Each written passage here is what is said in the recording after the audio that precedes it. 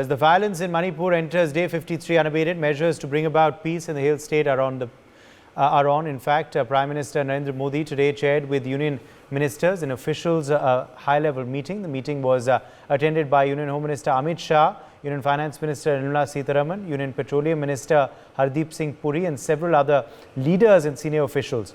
Will Prime Minister's intervention bring an end to the Manipur violence is the big question. Major General P.K. Sehgal, Strategic Affairs Analyst, is joining us live. We also have Major Mohammad Ali Shah, Defence Expert, live with us. RVS Mani, former Under Secretary, Internal Security, is also joining us live. Let me begin with you first. Major General Sehgal, your first comments to this high-level meeting chaired by the Prime Minister today. The big question is, will this finally yield to long-standing peace in Manipur? This is now extremely worrisome. It's been almost more than 55 days that there's been no peace and tranquility in Manipur at all. Several hundred people have, almost more than 100 people have died. Several times more have been injured. Very many houses have been burnt. Very many people have been displaced. The entire government seems to be in a state where they have not been able to bring in peace and tranquility, despite Amit Shah himself spending 3 days there. Despite our all-party meet, this sort of a festering problem cannot be allowed to keep festering for a long time. I'm absolutely delighted that at long last the Prime Minister has found time and inclination to chair the meeting, and I do hope, for the sake of the country and for the sake of people of the northeast, particularly of Manipur, peace and tranquility returns the fastest. Because it's extremely worrisome from the nation, from a point of view that it's a border state with China not too far away and Myanmar right next door. The situation can be exploited and can cause serious military implications, which can cause great concern to the security of the nation.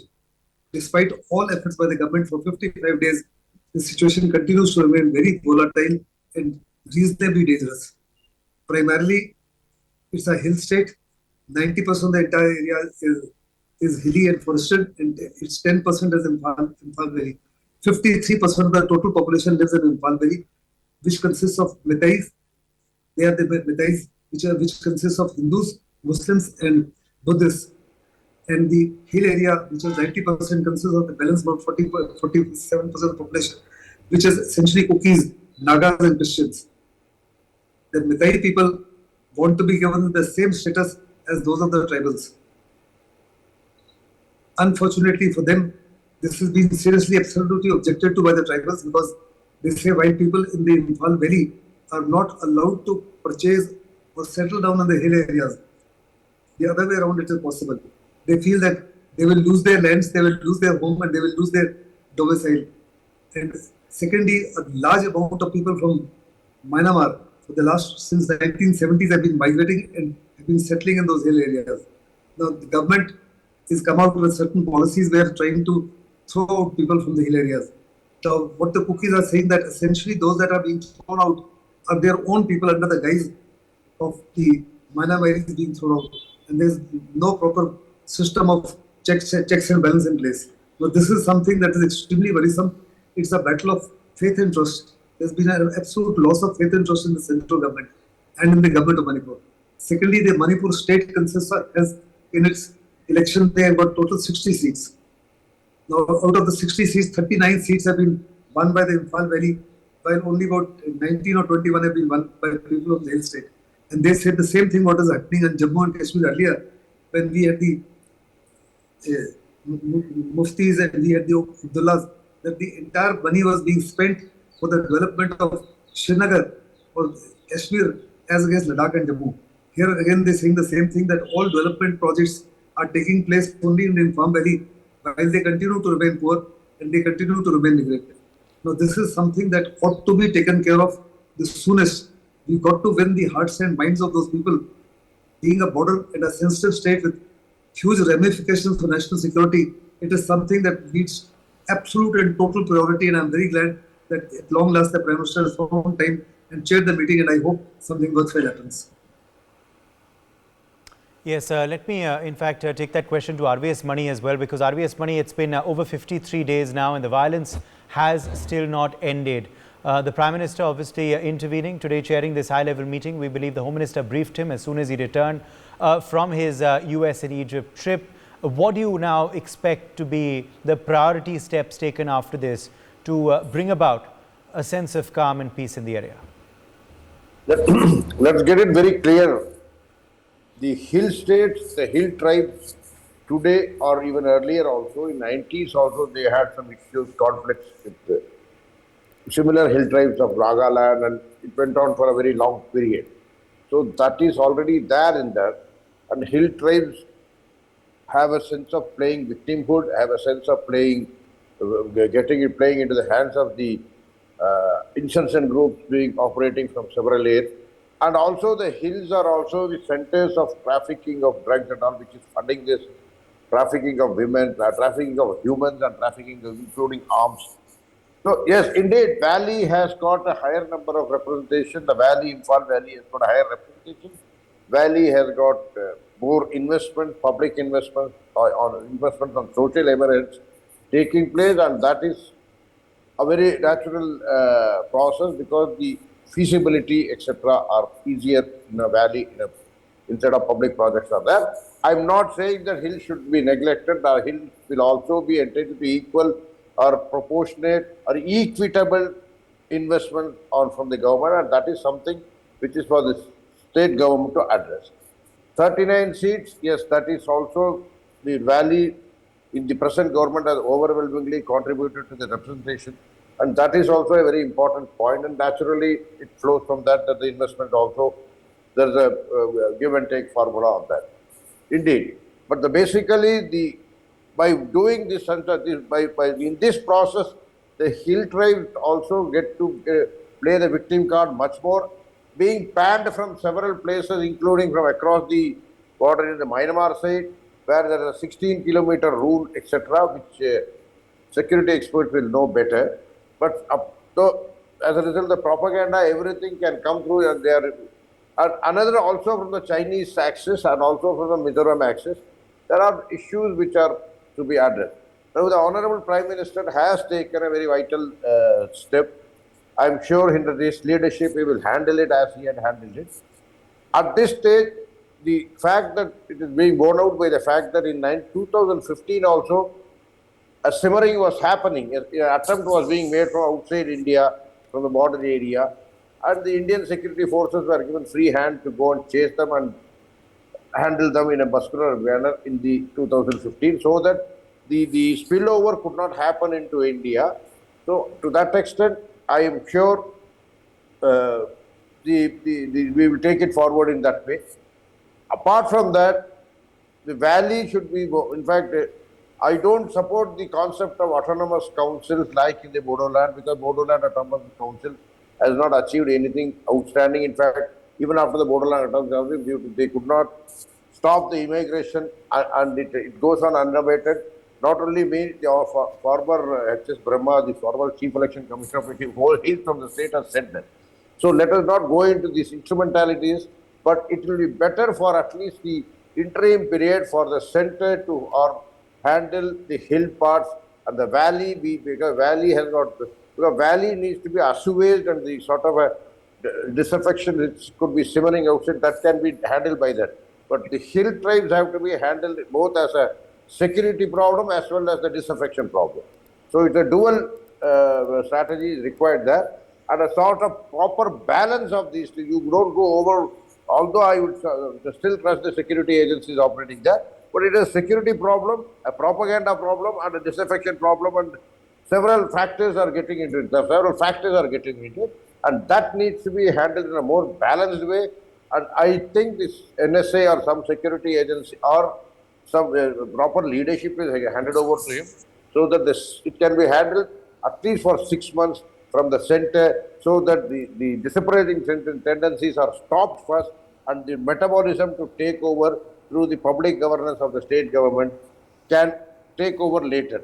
But the Honorable Chief Minister should be told to restrict himself to handling the welfare measures and developmental measures, etc., etc. And the state government should take over the security part of the issue in the hills, especially, should be taken over by the security people or from the central agencies, so that a sort of a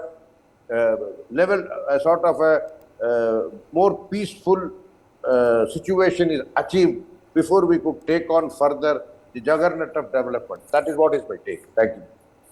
All right, Meet Mohammad Shah, come in here on, of course, you know, this meeting that has been chaired by the Prime Minister. What do you believe the outcome will be? It was certainly a high-level meeting that, of course, happened. You know, what is now needed to be achieved on ground to ensure, of course, peace in the area, but peace which lasts for a long time, because the previous, you know, peace attempts have just led to some sort of tranquility for a few days before violence returns. Right, Uday. Uday, it's always very, very heartening for me to speak on the Northeast, because I have fond memories of Northeast. In fact, it's home to me. It's my first home. I will not call it my second home, my first home. Now, I'm very happy that the Prime Minister has spoken about it. He has shared, in fact, he has shown his concern. People were very concerned that why is the Prime Minister not taking any interest. I was trying to play whatever you can call the devil's advocate, or trying to defend it by saying that no. I mean, I'm sure everyone is concerned. Everyone is equally concerned. Have patience. They say, what patience? By then there'll be more killing, there'll be more arson, there'll be more firing, and more houses will be burnt. I said no. Okay. By even the Prime Minister speaking, you think everything will happen like magic overnight? He will just speak something, maintain calm and peace, and there will be peace. With all respect to him, he's a leader. We all honor him. He speaks, and we all listen, we follow him. But the very fact is now that he has chaired this meeting where there were big ministers over there, Uday, first one has to understand the demography, the topography, the geography, the tribal culture, the ethnic affinity of Manipur exactly to be actually dealing with Manipur. Another person asked me, you have, because I have had 2 tenures, I have served as ADC to GOC over there, the spare corps, with 2 lieutenant generals. I had the experience of Assam rifles over there. In fact, there was an incident, you know about this, where I was caught by the underground with 4 other officers and one driver, one other rank. But we negotiated coming out from the enemy camp. I would not say enemy camp, I would say adversary camp, unharmed, without a scratch. We only made them make the noodles for us, the tea for us. So that's one area where you actually got to understand the crux of the problem. And the way, which what Mr. R.M.S. Mani says, that I do not advocate for Bodoland. What has Bodoland achieved? Similarly, the cookies are demanding a cookie land, a separate administration for them. Now, the very fact such a need should not have arisen in the first place. I see that way cookies should not have come to pushed against the wall or come to a place where they asked for a separate administration altogether. So, and I also believe there is no problem in this world that cannot be solved today. That doesn't have a solution. No, most certainly. The most complex issues have had a problem. I'll take you a bit internationally. When France and Germany can become friends after being bitter enemies internationally, why can't our tribes, our communities within the country become friends and unite and reunite and live in peace, harmony and prosperity together? So the bottom line is, the interest is not only about cookies or maites. The interest of every community should be looked after. They should be made to feel safe in the country. They should be made to feel that you are our people, we are here for you. And when a high-level power meeting like this is chaired, I think it sends out a big signal across everyone that yes, we are concerned, we are here for you. Now the very fact is, as per 2011 census I'll talk about, because there's been no census after 2011. 54%, rather 53%. Maites, then there are cookies about 20%. There's been no census. Now when people talk about illegal immigrants or about poppy cultivation, there's no evidence actually. There could be, I'm not saying there's not, there could be. But one has to produce a substantial evidence. Now among the cookies, for example, then they are Khongsais, they are Paites. Paites are basically, they're Shautes. They have a Mizo connect as well. Now, there are also cookies who have affiliation to Myanmar, some of them. Like, for example, there are other tribes as well. There are Mars, for example. So one has to have the inside details about what the tribal culture is. Without having the tribal culture, if one just comes, however influential a person might be, whoever the person might be, if he just comes and says appeals for peace, I do not think, frankly, I wish it could happen. I do not think that there would be peace by just anyone appealing or saying, come, let's maintain peace. One has to understand the background, give a patient hearing, empathize with both the communities without taking any sides. So the best person, the best people over there would be not the 51-member panel which was drawn out earlier, which they had rejected, which both the sides, the cookies and the maites, had rejected.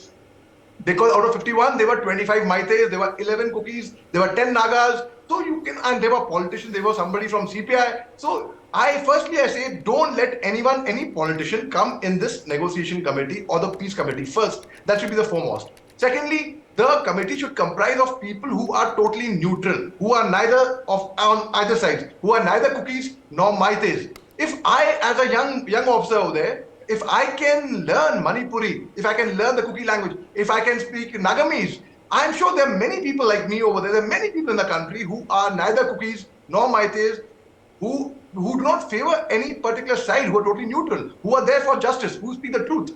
There would be many like that. They should be the ones to come forward and say, yes, we want peace in Manipur, because let me tell you, my personal experience is the most cultured, the most principled, the best of friends, the people who stand by the word are people from the Northeast. And when I say Northeast, I do not only say Manipur, I say Nagamese from Nagaland, I say from Arunachal, from Mizoram, because the core that I was ADC to was covering the whole of Manipur, the whole of Nagaland, whole of Mizoram, whole of Tripura and South Assam. I started my schooling from Arunachal Pradesh, so that is the affinity I've had towards the Northeast. And let me tell you, the people in the Northeast are very, very chary about who to include in the circle. They will be within themselves. They will not let anyone. The word, the term is Mayank. Like I would be a Mayank, an outsider. So they won't let a Mayank enter their circle.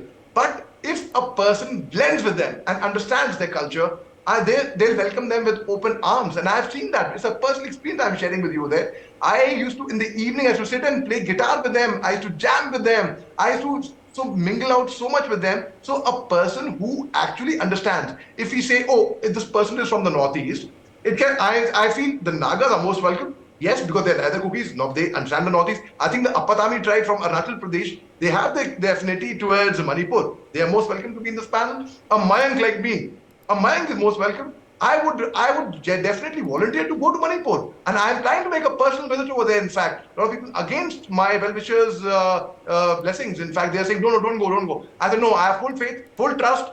I'll come, nothing's going to go wrong. I will only, whatever little bit I can do. Oh no, don't get into the politics of Manipur. It's very, very dirty. I said, no, I'm not getting into the politics of Manipur. I do not intend to. My heart bleeds when I see my cookie friends suffering. My heart bleeds when I see my Maite friends suffering. And earlier, let me tell you, 97, 98, very interesting. I was on the soil of Manipur at that time, right there. That time, one of the biggest ethnic clashes in Manipur had taken place among the Kuki tribe. In fact, it was between the Thadao-speaking Kukis and the Kuki Zomi tribe. The Kuki Zomi are basically, they have a Mizo connect. So they were, and from the north of Manipur, they were driven away. They had come to Chashanpur, which is a hill area very close to Bishanpur, and they have a boundary with Mizoram. So when this clash had taken place, ultimately the Mizos were called in to negotiate peace. And in the year 1998, a peace accord was signed where both of them, they sacrificed the bull, and there was a feast, and they shook hands, and that never happened. The Nagas and the Kukis, both are Christian, both the communities are Christians. They had a major clash. They were bitter and sworn enemies. If they could become friends with them, if imagine Nagas and Kukis they just couldn't stand each other's sight. I have seen it personally. I have seen people over there, Kuki and Naga, totally not at all. In fact, a person should be able to even distinguish their features, that by name, by the surname. Like, I'll give you an example for everyone to understand. We have Raos, Reddys from Andhra, we have Nayars, Pillais from Kerala, we have Muthu, Armugam from Tamil Nadu, we have Alis or Emmas from the Muslim community. Similarly, every tribe has a different surname, they have a different get-up, they have a different waistcoat, they have a different tie, they have a different tribal or a community, they have a different, and a person who sees them and who can just distinguish, okay, this person by the name, by the features is from here. That is the right person, I would say, to actually come forward and negotiate peace in a beautiful place like Manipur. Where else will you find floating islands in the Lake Loktak? I have been there. I have spent beautiful times over there. I mean, we have patrolled that area where there was no path to walk, only through a kukri, only through a knife, only through a dagger. We have carved the way and patrolled that area, and by foot, by gypsy, by army heavy vehicles, by helicopter as well. So that is the place where I think a lot of, and one, I would like to conclude one last thing over there. It's very distressing for me. It's very, very sad. Just yesterday I'm talking about, I was in a conversation with a UPSC aspirant. A UPSC aspirant, he did not know where Manipur is. Can you beat that? Can anyone believe it? He did did not know where Manipur is. He spoke about Manipal. It's in Karnataka. I said, excuse me, do you know what's happening in Manipur?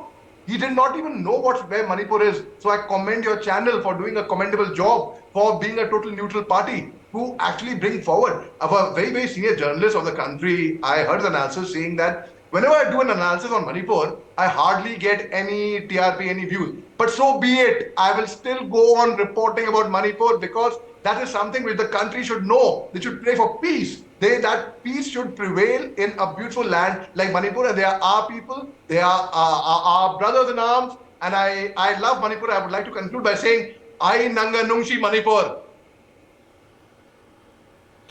Yes, indeed. Let me, in fact, take that to RVS money as well, because in RVS money now the NIA probe has also begun. There is a focus on insurgents as well and their role, particularly in the recent explosion that occurred too.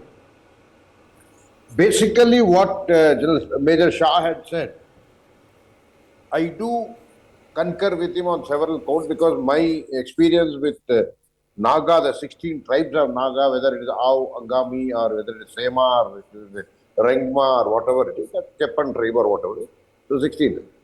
On Manipur also, the Kuki, there are some 11 or 12 tribes.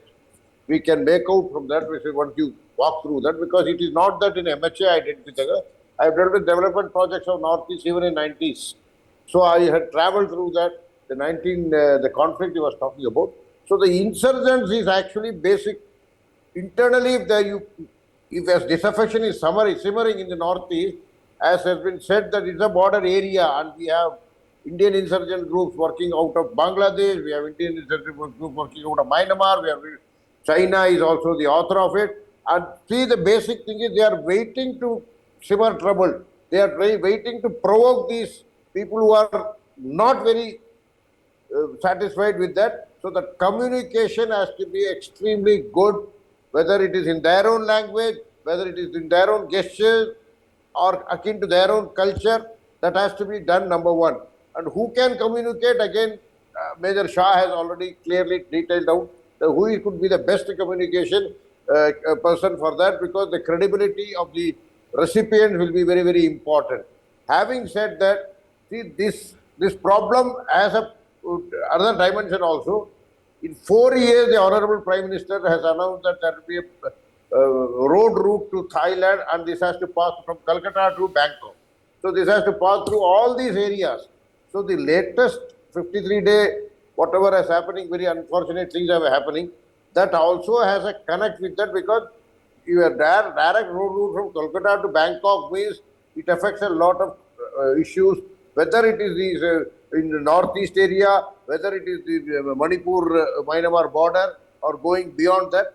So these are also factors which needs to be kept in mind when we are talking about it. Yes, let us go for a dialogue. If Major Shah can take honors on him, I am also a lover of Northeast. I love them. And in fact, I am very popular in Nagaland and Mizoram. Manipur may be out of touch with 20, more than 30, 25 years I've been there. So basically, let's go and talk. Citizen groups have to go and talk. Major Shah, Mr. PK, General PK Saigal, all these people who have known the Northeast like the palm of their hand, they should volunteer. Let there be a citizens' initiative. Yes. I think everybody will concur on that. Thank you. Major General Saigal, last word to you, and then I need to take a break. Essentially, I've been in the Northeast for 14 years. It is a problem of lack of trust between the Meiteis and the Kukis. Both of them attack each other. Both of them carry out reprisals against each other. The security forces must deploy in a very major way to ensure initially that there are no mutual recognition whatsoever. There are no mutual attack whatsoever. They got to secure their Meiteis. They got to secure the Kukis. They got to make sure that no hillsman is allowed to come down to create chaos and mayhem. And also the same thing, the Meiteis don't go up to the hills and do anything. First and foremost, that is what is essential. If you recall, when Atal Bihari Vajpayee was the Prime Minister, even that time Manipur was not considered very safe. Atal Bihari Vajpayee, when he was wanting to visit Manipur, he was advised by his security people to cancel his visit to Manipur, and he had cancelled the visit. This problem has been festering for almost several decades. It is now high time that, given a very decisive and a strong leadership that we have today, this problem is sorted out once for all. And it can easily be sorted out The important thing is to ensure that an appropriate climate of trust exists and the development of hills section and the forest section is at par with the Imphal Valley. Unless it is done at the satisfaction of both the communities, this problem will not cease. All right. Let's leave it at that. My thanks to all of our guests for joining us. For more such videos, subscribe to the NewsX YouTube channel, hit the bell icon.